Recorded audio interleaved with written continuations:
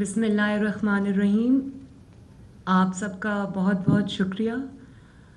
مولانا فضل الرحمان صاحب کی اجازت سے میں آغاز کرتی ہوں اور اتحادی جماعتوں کا بھی شکریہ، بلاول بھٹو صاحب کا بھی شکریہ اور تمام جو اتحادی جماعتوں کے نمائندگان یہاں بیٹھے ہیں، میں سب کا شکریہ ادا کرتی ہوں.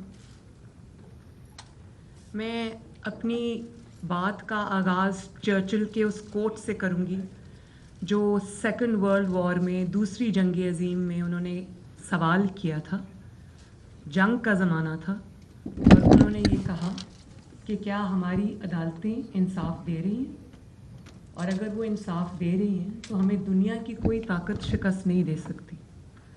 اسی طرح خلفائے راشدین کا قول ہے کہ جو ظلم کا نظام ہے، کفر کا نظام چل سکتا ہے، ظلم کا نظام نہیں چل سکتا.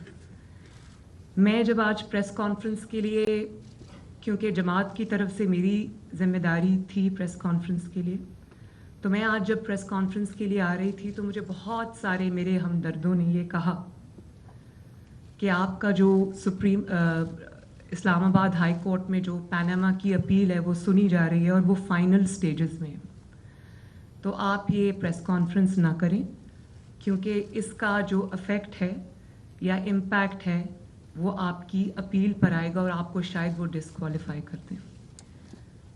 تو میں نے یہ جواب دیا کہ جو عوام کے نمائندے ہوتے ہیں ان کو اپنے سے بڑھ کر سوچنا پڑتا ہے، قوم کا سوچنا پڑتا ہے، اور قوم کے لیے کچھ حقائق ایسے ہیں جو آج مجھے قوم کے سامنے رکھنے ہیں.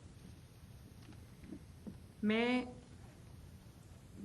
75 سالہ تاریخ میں نہیں جانا چاہتی، وہ بھی انہی چیزوں سے عبارت ہے. لیکن اگر پچھلے چند سال کے 2016 سے آپ شروع ہو جائیں اور آج تک کے واقعات آپ دیکھ لیں، عدالتی فیصلے آپ دیکھ لیں، تو رونگٹے کھڑے کرنے والی ایک داستان انسان کے سامنے آتی. فیصلہ جب ہو جاتا ہے تو غلط فیصلہ ہو سکتا ہے، لیکن غلط فیصلے کے بعد ایک غلط فیصلہ، اس کا ایک تسلسل سے ہونا. فیصلے کبھی بانجھ نہیں ہوتے. فیصلے جب کیے جاتے ہیں تو ان کے بہت دہائیوں تک اثرات ان کے رہتے ہیں اور اثرات کم نہیں ہوتے.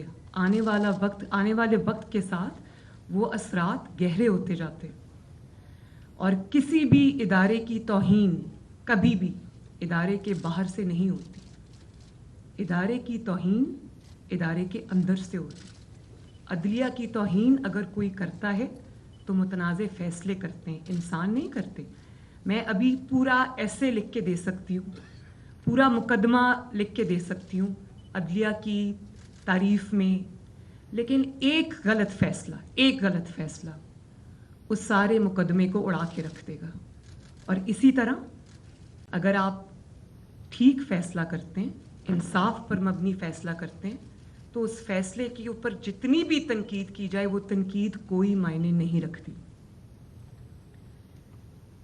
جو حقائق آج میں قوم کے سامنے رکھنے چاہتی ہوں وہ ابھی ریسنٹ ڈیز میں، ابھی چند دنوں پہلے جو فیصلے ہوئے اس نے میرے دل میں، دماغ میں، میری یادداشت، وہ سب چیزیں جو ہیں وہ واپس آ گئیں.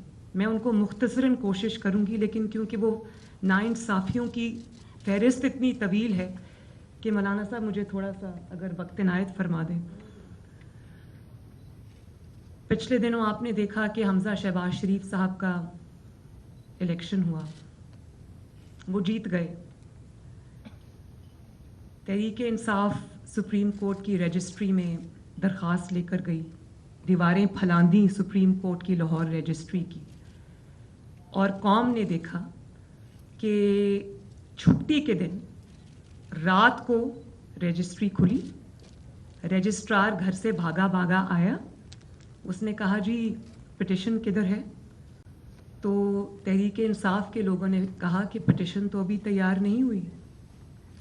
تو پٹیشن اس نے کہا ہم یہاں بیٹھے ہیں، آپ پٹیشن تیار کریں. یہ کبھی کسی مقدمے میں ہوا؟ لوگوں کی پٹیشنز جاتی ہیں انصاف کے لیے، وہ پٹیشنز لگتی ہی نہیں. انتظار میں کئی ہفتے مہینے گزر جاتے ہیں. اب میں اس کی تفصیل میں جاؤں گی تو وہ ایک بہت لمبی لسٹ ہے. اور جب پٹیشن آتی ہے، ہمارے انصاف کا نظام یہ ہے کہ جب کوئی پٹیشن آتی ہے تو لوگوں کو پہلے سے پتہ ہوتا ہے کہ بینچ کون سا بنے گا، اور جب بینچ بنتا ہے تو لوگوں کو پتہ ہوتا ہے پہلے سے کہ فیصلہ کیا ہوگا. یہ ہے اس وقت ہمارے ملک میں انصاف کی حقیقت. سنجرانی صاحب کے الیکشن میں 6 ووٹس ریجیکٹ ہوتے ہیں. اسپیکر رولنگ دیتا ہے. سپریم کورٹ میں جاتے ہیں تو کورٹ کہتی ہے کہ جو اسپیکر کی رولنگ ہے اس کو چیلنج نہیں کیا جا سکتا، لہٰذا وہ 6 ووٹس جو ہیں وہ ریجیکٹڈ. اب آپ آ جائیں پنجاب اسمبلی کی طرف. وہاں پر اسپیکر نے رولنگ دی کہ چودھری شجاعت حسین صاحب جو پارٹی کے سربراہ ہیں، ان کی مرضی کے خلاف جنہوں نے ووٹ دیے ہیں وہ کاؤنٹ نہیں ہوں گے. تو سپریم کورٹ نے ان کو بلا کر کٹہرے میں کھڑا کیا، حالانکہ وہ بھی ڈیپٹی اسپیکر کی رولنگ تھی، اس کو کھڑا کیا. قاسم سوری صاحب کو کیوں نہیں بلایا گیا سپریم کورٹ میں، جبکہ سپریم کورٹ نے کہا کہ آئین ٹوٹا ہے؟ کیوں ان کو نہیں بلایا گیا؟ اور وہیں سے اگر آغاز کر لیں تو قاسم سوری صاحب نے کا اوپن اینڈ شٹ کیس ہے. ان کے جعلی ووٹ ثابت ہوئے ہوئے اور 2.5 سال سے سپریم کورٹ سے ان کو سٹے ملا ہوا ہے. اور پرائم منسٹر کو پریزیڈنٹ صاحب بھی انوالو تھے، قاسم سوری صاحب بھی انوالو تھے. کسی کورٹ نے ان کو نہیں بلایا. پرائم منسٹر کو تو شہباز شریف صاحب جب سے پرائم منسٹر بنے اکثر کورٹ میں دیکھے جاتے ہیں. اس کی تفصیل میں بعد میں آتی ہوں. پھر 25 ارکان کو کہا کہ ڈی سیٹ ہو گئے.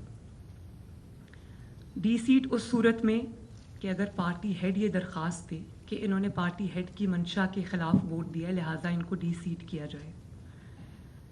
آپ نے ڈی سیٹ بھی کر دیا، کہا کہ ان کے ووٹس بھی نہیں گنے جائیں گے. 95% جو انڈیپینڈنٹ جیورسٹس تھے انہوں نے کہا کہ یہ آئین کو، کانسٹیٹیوشن آف پاکستان کو ری رائٹ کرنے کے مترادف ہے. اور نتیجتاً مسلم لیگ نون کے 25 ارکان عمران خان کی جھولی میں پھینک دیے، اور چودھری شجاعت صاحب کے 10 ارکان پی ایم ایل کیو کے، ان کو بھی عمران خان کی جھولی میں پھینک دیا گیا. مطلب پی ایم ایل این کے مائنس کر دیں اور پی ٹی آئی کے پلس کر دیں. یہ کہاں کا انصاف ہے؟ پھر پارٹی کا ہیڈ دیکھ کر اور پارٹی کو دیکھ کر آئین کی تشریح بدل جاتی ہے، پارٹی ہیڈ کی ڈیفینیشن بدل جاتی ہے، اپنے ہی کیے ہوئے فیصلے بدل جاتے ہیں جو ابھی چند دن پہلے کیے. یہ کوئی 10 سال پرانا فیصلہ نہیں، چند دن پہلے. پارٹی کا ہیڈ اگر نواز شریف ہے، اس کے خلاف اقامہ جیسے فیصلہ جو تاریخ میں کی ردی کی ٹوکری میں جائے گا، اس پہ نواز شریف صاحب کو پارٹی کی پریزیڈنٹ شپ سے نکال دیا گیا اور کہا کہ چونکہ پریزیڈنٹ آف دا پارٹی یا پارٹی کا جو سربراہ ہوتا ہے وہ سب کچھ ہوتا ہے، اس کے کہنے پہ پارٹی چلتی ہے، اس کا ووٹرز پہ انفلوئنس ہوتا ہے، اس لیے نواز شریف صاحب سے وہ صدارت لے لی گئی. چودھری شجاعت صاحب جب بطور پارٹی پریزیڈنٹ اپنی پارٹی کو کوئی احکامات دیتے ہیں تو پارٹی پریزیڈنٹ کے احکامات تب کوشچن میں آ جاتے ہیں. لیکن عمران خان صاحب جب بطور پارٹی صدر یا چیئرمین حکم دیتے ہیں تو وہ معتبر ٹھہرتا ہے. چودھری شجاعت صاحب کی دفعہ پارلیمانی پارٹی معتبر ہو جاتی ہے، اور عمران خان صاحب کی دفعہ پارٹی چیئرمین کی ڈیفینیشن بھی بدل جاتی ہے، آئین کی تشریح بھی بدل جاتی ہے، آئین کا حلیہ بھی بدل جاتا ہے. اور دیکھیں ترازو تو ٹھیک کر لیں، ترازو ٹھیک ہوگا تو پاکستان اپنے آپ ٹھیک ہو جائے گا. اور ٹرسٹی چیف منسٹر، بلیکس لا ڈکشنری، بلیک لا ڈکشنری، یہ کدھر سے نئے نئے آئیڈیاز، نت نئے آئیڈیاز، منفرد آئیڈیاز آتے ہیں؟ کبھی سنا آپ نے کہ کوئی ٹرسٹی چیف منسٹر ہو؟ جب سے حمزہ چیف منسٹر بنا ہے پنجاب میں اس کو کام نہیں کرنے دیا گیا. وہ کام نہیں کر سکا, اپنی کابینہ نہیں بنا سکا, بار بار پارلیمنٹ سے کورٹ, کورٹ سے پارلیمنٹ, پارلیمنٹ سے کورٹ, کورٹ سے پارلیمنٹ. تو یہ کہاں کا انصاف ہے؟ پھر کامنٹس میں محترم چیف جسٹس صاحب فرما رہے ہیں کہ اکانومی کی سٹیٹ اچھی نہیں. میں اس پر بھی بات کرنا چاہتی ہوں. 4 سال جب اکانومی کے نٹ بولٹس کھولے جا رہے تھے, جب عمران خان اکانومی کی تباہی کر رہا تھا, ایک سٹیٹمنٹ آپ نے کبھی سنی ہے کہ اکانومی کی حالت اچھی نہیں؟ اکانومی کی جب بات ہوگی تو اپریل 22 میں جب ہمیں حکومت ملی اور آج جولائی 22 میں یہ موازنہ نہیں ہوگا. پھر موازنہ ہوگا 2017 کا پاکستان, جب آپ نے نواز شریف کو نکالا تھا تب اکانومی کی کیا سٹیٹ تھی, اور جب اپریل میں عمران خان حکومت چھوڑ کے گیا تو اکانومی کی کیا سٹیٹس تھی. اس وقت وینٹیلیٹر پہ اکانومی تھی, لیکن اس وقت کسی کو کوئی خیال نہیں آیا, کوئی سو موٹو نہیں ہوا, کوئی وہ سیاہ و سفید کا مالک رہا. اس نے پاکستان کے ہر شعبے میں تباہی کی, لیکن اس کو کھلی آزادی تب بھی تھی, اس سے پہلے بھی تھی, آج بھی ہے. اور اکانومی کی بات سائٹ پہ آپ اگر رہنے دیں, وہ اس کی بھی ایک بہت لمبی تفصیل ہے. آپ صرف چند ہوش ربا حقائق آپ دیکھ لیں کہ ملک ریاض صاحب کو 50 بلین جو ہے وہ برطانوی حکومت پاکستان, اسٹیٹ آف پاکستان کو دیتی ہے, اور وہ اپنے جو کیبنٹ ہے اس میں ایک بند لفافہ لہراتے ہیں. اس بند لفافے میں اللہ جانے کیا ہے. یہ بھی ہو سکتا ہے کہ نیوکلیئر ایسٹس ہم کسی کو دے رہے ہیں خدا نخواستہ, یا کشمیر میں سرنڈر کر رہے ہیں, آپ کو کیا پتہ کیا ہے.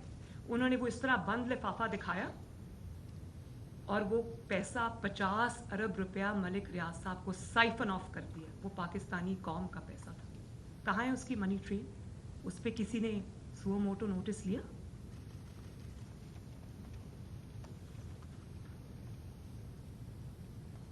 اور معیشت کی بھی اگر آج آپ بات کریں تو معیشت کے خرابی کے سارے تانے بانے 2017 میں جب آپ نے ایک چلتی ہوئی حکومت کو جس میں ہر انڈیکیٹر معاشی اوپر جا رہا تھا, آپ نے اس کو ڈی سٹیبلائز کیا. اس کے تانے بانے بھی کورٹ کے فیصلوں سے ملتے ہیں.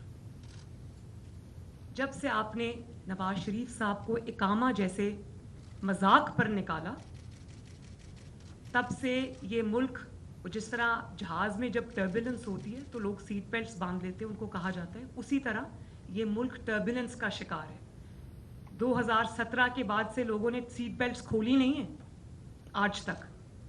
ایسا ملک وہ ہلا کہ اب سنبھلنے میں نہیں آ رہا. جے آئی ٹیز بنی, پاکستان کی تاریخ کی پہلی J I T. WhatsApp calls پہ وہ جے آئی ٹی بنی, ایک ایک تفصیل سامنے آئی. مانیٹرنگ جج لگایا گیا, پاکستان کی تاریخ کا پہلا واقعہ تھا.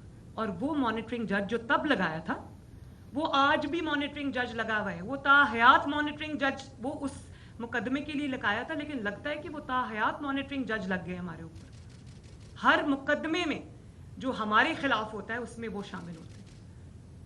تو باقی کی سپریم کورٹ میں اتنے زیادہ ججز ہیں, فاضل ججز ہیں, انصاف کرنے والے ججز ہیں, اچھی ریپوٹیشن کے مالک ججز ہیں, کسی بھی شک و شبہ سے بالا تر ان کی انٹیگریٹی ہے, وہ والے ججز ہیں. ان کو کیوں اس میں شامل نہیں کیا جاتا؟ ایک یا دو ججز جو ہمیشہ سے anti P M L N رہے ہیں, اینٹی گورنمنٹ رہے ہیں, بار بار اسٹیبلش ہوئے ہیں, انہی کو اس بینچ میں بٹھا دیا جاتا ہے. تو جس طرح میچ فکسنگ ایک جرم ہے, اس طرح بینچ فکسنگ بھی ایک جرم ہے. اس پہ بھی سو موٹو ہونا چاہیے. اور پھر کیا کیا القابات سے سپریم کورٹ کے ججز نے, 5 ججز نے ہمیں نہیں نوازا. God father, Sicilian mafia, Shakespeare کے ڈرامے سے نکال کے وہ چیزیں لے کر آئے. کبھی کسی نے تاریخ میں نہیں سنا, اور اتنے بڑے بڑے القابات سے نوازا اور نکلا اور پوری دنیا میں کھوجی دوڑا دیے کہ نواز شریف کے خلاف کوئی ثبوت لے آؤ, سٹنگ پرائم منسٹر کے خلاف ثبوت لے آؤ. ثبوت ہوتا تو ملتا نا. جہاں گناہ ہوتا ہے, جہاں جرم ہوتا ہے, اس کا ثبوت ہمیشہ ہوتا ہے. کچھ نہیں ملا. اور پھر آخر میں سسیلین مافیا, گاڈ فادر, سب کچھ کہہ کے اور آخر میں ایک اقامہ پر چلتا کیا.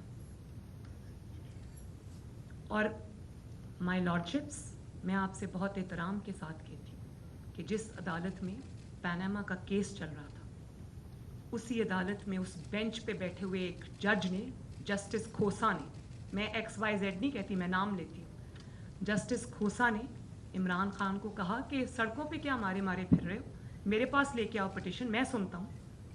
دیر بائی میڈنگ کہ نواز شریف کو نکالنا چاہتے ہو, میں تمہاری مدد کروں, ہم نکالتے. اور پھر دنیا نے دیکھا کہ وہی ہوا, نکالا گیا ان کو اسی عدالت میں. اس سے بڑا مذاق کیا ہوگا کہ اسی عدالت میں, سپریم کورٹ کے کورٹ روم نمبر 1 میں ڈکلیئرڈ اشتہاری عمران خان, جو ڈکلیئرڈ اشتہاری تھا, وہ اسی کورٹ روم نمبر 1 میں فاضل ججز کے سامنے پیش ہوتا تھا. پیش نہیں ہوتا تھا, بیٹھ کے پیناما کی پروسیڈنگز دیکھتا تھا, تالیاں بجاتا تھا, چھلانگے لگاتا تھا, اور کسی میں اتنی ٹانگ پہ ٹانگ رکھ کے بیٹھا پوری پیناما کی کاروائی دیکھتا تھا, کیونکہ اس کو پتا تھا آخر میں فیصلہ کیا آئے گا. کبھی کسی جج نے اس کو پوچھا کہ بھائی تم اشتہاری ہو, تم یہاں کورٹ روم نمبر 1 میں کیا کر رہے ہو؟ وہ ہمارا مذاق تو نہیں اڑا رہا تھا, وہ کورٹ کا مذاق اڑا رہا تھا, وہ انصاف کا مذاق اڑا رہا تھا, وہ عدل کا مذاق اڑا رہا تھا, وہ ان ججز کا مذاق اڑا رہا تھا جو 5 بینچ کا اسکواڈ بیٹھا ہوا تھا, ان کا مذاق اڑا رہا تھا کہ دیکھو میں اشتہاری ہوں, میں تمہارے پاس آیا ہوں, لیکن تمہارے اندر اتنی ہمت نہیں کہ تم مجھے کچھ بھی کہہ سکو. اور پھر بات وہاں پر نہیں رکی. آپ یہ دیکھیں کہ ہمیں توہین عدالت میں ہمارے کتنے لوگوں کو چن چن کے باہر کیا گیا, حالانکہ تاریخ گواہ ہے کہ ان میں سے کسی نے کوئی توہین عدالت نہیں کی تھی. طلال چودھری, دانیال عزیز صاحب, سب کی بات آپ لے آئیں, آج تک ڈسکوالیفائڈ ہیں. اور اگر آپ کو پتہ نہیں ہے کہ توہین کیا ہوتی ہے تو میں بتا دیتی ہوں. وہ ویڈیو سب نے دیکھی, بہت تکلیف ہوئی وہ ویڈیو دیکھ کر. تنقید بھی تمیز کے دائرے میں رہ کر ہو تو وہ تنقید اچھی لگتی ہے, ایشوز پہ بیسڈ اگر تنقید ہو تو اچھی لگتی ہے. لیکن آپ نے بھی وہ ویڈیو دیکھی ہے, میرے فون میں ہے, کہیں تو دکھا دیتی ہوں. ہم سب نے وہ ویڈیو دیکھی ہے جب UK میں PTI پروٹیسٹ کر رہی تھی, تو جن 5 ججز نے عمران کی آئین شکنی پر فیصلہ دیا اور کہا کہ آئین ٹوٹا ہے, تو ان 5 ججز کی تصویر گاڑی کے شیشے پہ لگا کر جوتوں کے ساتھ ان کو مارا گیا. پوری دنیا میں نے وہ ویڈیو دیکھی. توہین اس کو کہتے ہیں. کس پر لگی توہین؟ بلکہ انہی کے حق میں فیصلے آ رہے ہیں. تو کیا اب فیصلوں کا یا انصاف کا معیار ہوگا کہ دیکھتے ہیں سب سے بڑھ کے گالی کون دیتا ہے, سب سے بڑھ کے بدتمیزی کون کرتا ہے, سب سے بڑھ کے گنڈا گردی کون کرتا ہے. منسٹر, الیکٹڈ پرائم منسٹر کو گردن سے پکڑ کے نکالو, سول نافرمانی کرو, بل جلاؤ, PTV پر پارلیمنٹ پہ اٹیک کرو, سپریم کورٹ کے آگے شلواریں ٹانگو, اور شارع دستور پہ قبریں کھودو, کفن پہن کے آ جاؤ. کون سا ایسا جرم ہے جو اس نے نہیں کیا؟ لیکن کیا کسی عدالت میں اس کے خلاف سو موٹو لینے کی ہمت ہے؟ یا وہ سو موٹو سارے مسلم لیگ اور ایلائز کی حکومت کے لیے؟ پھر ابھی کی بات ہے, جب دھرنے کی کال دی, لانگ مارچ کی کال دی, تو ریڈ زون میں ان کو آنے کی اجازت نہیں دے گی. سپریم کورٹ نے ان کو اجازت دی, اور وہ سپریم کورٹ کے احکامات کی انہوں نے دھجیاں اڑائیں. انہوں نے سپریم کورٹ کے احکامات کو پاؤں تلے روندا اور آ گئے ادھر جہاں پر منع کیا گیا تھا, ڈی چوک میں. اور اس کے بعد سپریم کورٹ کیا جواب دے رہی ہے؟ سپریم کورٹ اگلے دن یہ فرما رہی ہے کہ ہو سکتا ہے عمران خان صاحب تک احکامات ہی نہ پہنچے ہوں. مطلب 22 کروڑ کو احکامات کا پتہ ہے, پوری دنیا کو پتہ ہے, صرف عمران خان صاحب کو نہیں پتہ, جو فون پکڑ کے ٹویٹس کر رہے ہیں, سب کچھ کر رہے ہیں, اور ان کا نمائندہ عدالت میں کھڑا ہے, ان کو نہیں پتا, باقی سب کو پتا ہے. اور پھر اس کے بعد جب آپ نے اجازت دینی تھی تو اس نے اپنی جو ان کی پوری زندگی کی ایک ہی کارکردگی ہے گنڈا گردی، جب انہوں نے آپ نے اجازت دے دی تو انہوں نے پورا دارالخلافہ جو ہے اس میں آگ لگا دی، لٹرلی آگ لگا دی اسلام آباد کے اندر. یہ بھی بد نصیبی اور یہ بھی داغ جو ہے وہ عمران کے ماتھے پہ لکھا گیا، اور سپریم کورٹ کے احکامات کے باوجود. اور اگلے دن سپریم کورٹ کیا فرماتی ہے؟ جج صاحب فرماتے ہیں کہ وہ جو آنسو گیس کے اثرات تھے شاید اس سے بچنے کے لیے آگ لگا دی ہو گرین بیلٹس کو، شاید اس سے بچنے کے لیے آگ لگا دی ہو املاک کو. آپ اندازہ کریں کہ یہ یہاں جتنی بھی جماعتیں بیٹھی ہوئی ہیں ان میں سے کسی نے یہ کام کیا ہوتا، نواز شریف نے یہ کام کیا ہوتا تو کیا آفت آ جاتی. ابھی کچھ نہیں کیا تھا تو اقامہ پر نکال کے باہر کیا. پھر ایسے شخص کو اسی عدالت نے صداقت اور امانت کا سرٹیفکیٹ دیا، صادق اور امین ڈکلیئر کیا. اس نے تاریخ کے سب سے بڑے جھوٹ بولے. 300 کنال کا جو بنی گالا کا محل ہے اس کو اس نے ریگولرائز کرایا. اس نے جعلی دستاویزات، آپ نے ایک جھوٹے شخص کو، ایک ایسے شخص کو جس کے ہر جرم سے ہاتھ رنگے ہوئے تھے، آپ نے اس کو صادق اور امین ڈکلیئر کیا. کہاں ہے آج وہ صداقت اور امانت کا سرٹیفکیٹ دینے والا؟ وہ چھپ چھپ کے آج جا کے عمران خان کو ملتا ہے کیونکہ اور کہیں اس کی جگہ نہیں ہے. اتنی بڑی ناانصافی کر دی کہ چہرہ دکھانے کے قابل نہیں ہے کسی کو. اور وہ صداقت اور امانت کے قصے آج مشہور ہو رہے ہیں. یہ ابھی جو 50 ارب میں ملک ریاض صاحب کی بات کری اس کو تو چلیں چھوڑ دیں. آپ آ جائیں ذرا فرا گوگی کے اوپر، مانکا خاندان کے اوپر، اس پہ آ جائیں. اس صادق اور امین نے 5-5 کیرٹ کی ہیروں کی انگوٹھیوں کے عوض فائلز پہ دستخط کیے، ایک ایک اپوائنٹمنٹ کے کروڑوں روپے بنائے. وہ صداقت اور امانت کے قصے پوری دنیا میں مشہور ہو رہے ہیں. پر الزام لگاتا رہے کہ امپائرز کو ساتھ ملا کے یہ کھیلتے رہیں. اصل میں آپ دیکھیں کہ جب سے یہ اتنا امپائرز کے ساتھ مل کے کھیلتا رہا کہ جب سے امپائرز ہٹیں تب سے دھڑام سے منہ کے بل زمین پر گرا. اور ابھی بھی جو اس کے حمایتی کہیں کہیں بیٹھے ہوئے ہیں وہ سب اس کا کام کر کے دے رہے ہیں. یہ ابھی بھی سپورٹ کے بغیر نہیں ہے. میں اس تفصیل میں جانا نہیں چاہتی کیونکہ بات بہت لمبی ہو جائے گی. سارے محاذ میں اکٹھے کھولنا نہیں چاہتی. تو شیریں مزاری صاحبہ کے لیے تو راتوں رات عدالت کھل جاتی ہے. حالانکہ ویڈیو پہ ہے کہ انہوں نے جس قسم کی قابل اعتراض باتیں کی ان کے لیے تو راتوں رات عدالت کھلتی ہے. سرینا عیسیٰ رلتی رہتی ہے. مریم نواز کا جب مقدمہ آتا ہے تو مریم نواز کا جب 5-6 مہینے کوئی بیل نہیں دیتا، حالانکہ مقدمہ ہے ہی کچھ نہیں، لیکن بیل نہیں ملتی. اور جب بیل کا فیصلہ ہونے والا ہوتا تھا جیل میں اس دن خبر ملتی تھی کہ 3 ہفتوں کے لیے بینچ ڈیزالو ہو گیا، نیا بینچ، یا کوئی جج چھٹی پہ چلا گیا. جاتا نہیں تھا، بھیجا جاتا تھا. تو ہمارے لیے تو کبھی، ہمیں تو 24 گھنٹے کے اندر اندر کبھی ضمانت نہیں ملی. جو ان کی آصف علی زرداری صاحب کی بہن ہے ان کو تو ہسپتال سے آپ اٹھا کے لے گئے. طیبہ گل کو تو کسی نے انصاف نہیں دیا. سرینا عیسیٰ کو تو کسی نے انصاف نہیں دیا.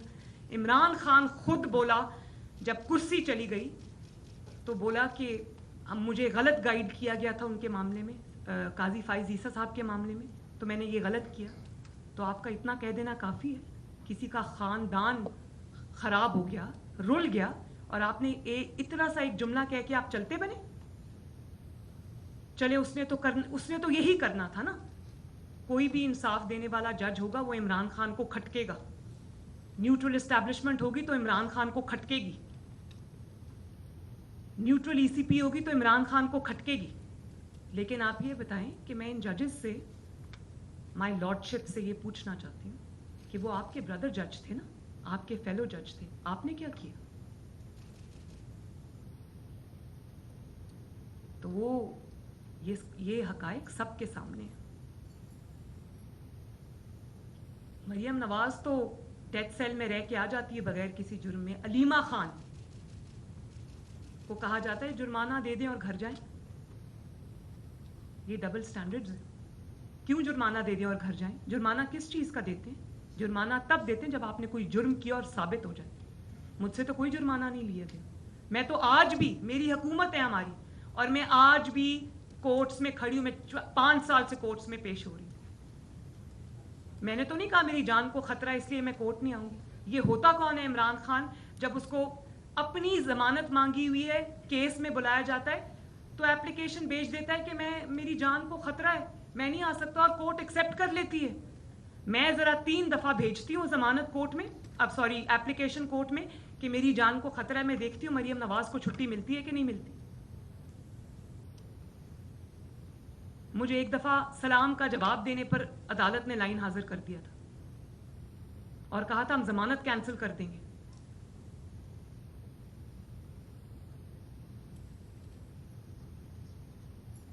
تو علیمہ خان پہ تو کوئی سو موٹو نہیں ہوا، وہ چپ کر کے نکل گئی. میں پاسپورٹ مانگتی ہوں اپنا جائز مقصد کے لیے کہ مجھے عمرے پہ جانا تھا. مجھے اپنے والد سے ملے ہوئے 2.5 سال ہو گئے، اور اگر میں اپنا پاسپورٹ مانگتی ہوں تو ایک دن میں بینچ بنتے ہیں ٹوٹتے ہیں، بینچ بنتے ہیں ٹوٹتے ہیں، اپنے آپ کو ریکیوز کر لیتے ہیں کہ نہیں ہم یہ کیس نہیں سن سکتے. تو جس نے ملک ریاض کو فائدہ دیا، عمران خان کے لیے وہ سیاہ کو سفید کرتا رہا، سفید کو سیاہ کرتا رہا. شہزاد اکبر، وہ جیسے ہی اس کو پتا چلا کہ حکومت جا رہی ہے وہ فرار ہو گیا. فراگوگی فرار ہوگی راتوں رات حکومت کے پیرے میں. ان کے پاس تو پاسپورٹس بھی تھے، ان کے تو نام بھی ECL پہ کسی نے نہیں ڈالے، اور جب ہمارا نام ECL سے نکالا جاتا ہے تو سپریم کورٹ لائن حاضر کر لیتی ہے سب کو. یہ ڈبل سٹینڈرڈز کیا ہیں؟ اس کے بعد قاضی فائز عیسیٰ صاحب، انہوں نے نوٹس لیا کہ عمران خان نے اپنے MNAs کو، اپنے MPAs کو سرکاری فنڈ سے پیسہ دیا اپنے حلقوں میں لگانے کے لیے. تو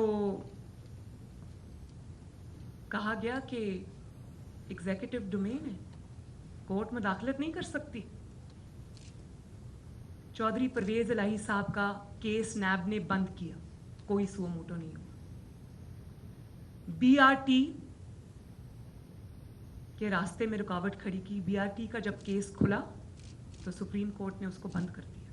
نیب کا نیب نے FIA نے انویسٹیگیشن کی، انکوائری شروع کی، سپریم کورٹ نے روک دی عمران کے خلاف جو BRT پشاور کی بنی، اور کہا کہ آپ نہیں کر سکتے. نیب نے انکوائری کھولی، نیب کو روک دیا، انکوائری بند کر دی. کیوں بند کی؟ اگر اتنی شفاف تھی تو ہونے دیتے نا، لوگوں کے سامنے دودھ کا دودھ اور پانی کا پانی آ جاتا. معلم جبہ کیس میں پشاور ہائی کورٹ نے کہا ہمیں کوئی اعتراض نہیں، انکوائری کریں. 3 بار کہا، نیب نے انکوائری بند کر دی. کدھر ہے سو موٹو؟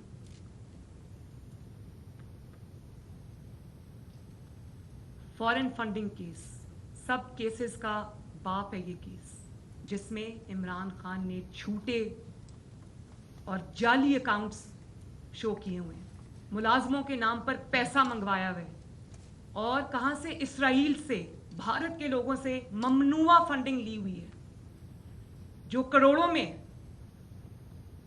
7 سال سے قوم انتظار میں ہے کہ اس کا فیصلہ کب آئے گا. آپ یہ اندازہ کریں کہ مولانا فضل الرحمان صاحب کی جماعت پیپلز پارٹی یا یہ کاف لیگ یا یہ جتنی بھی جماعتیں یہاں پر بیٹھی ہیں، اگر ان پہ یہ الزام ہوتا کہ انہوں نے جھوٹے کرائے، جھوٹے اکاؤنٹس جو ہیں وہ ان کی تفصیل دی ہے، جعلی اکاؤنٹس ہیں ان کے، ممنوعہ فنڈنگ اسرائیل سے آئی ہے، بھارت سے آئی ہے، تو آپ سوچیں کہ کیا بنتا، کیا ہوتا ہمارے ساتھ، کیا ہوتا.